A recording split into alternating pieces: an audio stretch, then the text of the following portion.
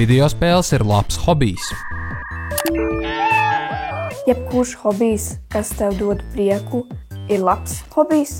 Jo es nesaprotu, kas ir videospēlēs tik aizraujoši. Tās var palīdzēt tev iepazīt jaunus cilvēkus. Ir iemesls, kāpēc tas ir vaļasprieks, tas dod prieku, tu esi priecīgs, un kāpēc, lai tās nebūtu videospēles, kas tev dod prieku. Hobijam vajadzētu būt arī kaut kam tā kā aktīvam, kur tu vari izkustēties vai kas tāds. Man liekas, īsts hobijs ir tavs vaļasprieks un ko tu dari ārā. Jo videospēles attīst savu domāšanu, attīst savu kreatīvo prātu.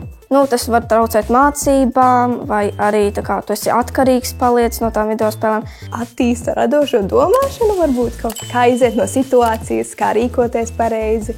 Kas par daudz, tas par skādi. Nevajag pārāk daudz laika pavadīt videospēlēs, tad var arī tieši tāpat kā sociālajos tīklos pazaudēties. Varbūt pat jaunas kultūras, jo videospēles nāk no Amerikas, Eiropas, Japānas, bet ir jābūt uzmanīgam, lai tāpat kā jebkāds cits hobijs, tas nepārvērš par lielāku problēmu, kad izraisās atkarības.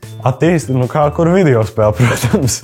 Kaut kādas var attīstīt koordināciju, kaut kas var attīstīt strateģisko domāšanu, es nezinu, humoru var attīstīt, bet man šķiet lielākoties tas var vienkārši dot prieku. Ka tajā brīdī, kad tas iespējams ir spēlējot pašam vai ar draugiem, tas jau var tev dot prieku, ka tu pavadi to laiku kopā ar kādu. Manuprāt, man spēles iemāca daudz par būvēšanu un inženieriju arī daudz, jo man, piemēram, pašam patīk tāda tipa spēles, kur var visu kaut ko pats būvēt un dizainēt visu un saprast arī, kā lietas strādā. Videospēles jaunietim palīdz atslēgties no realitātes un neuztraukties par kaut kādām dzīves problēmām tajā brīdī.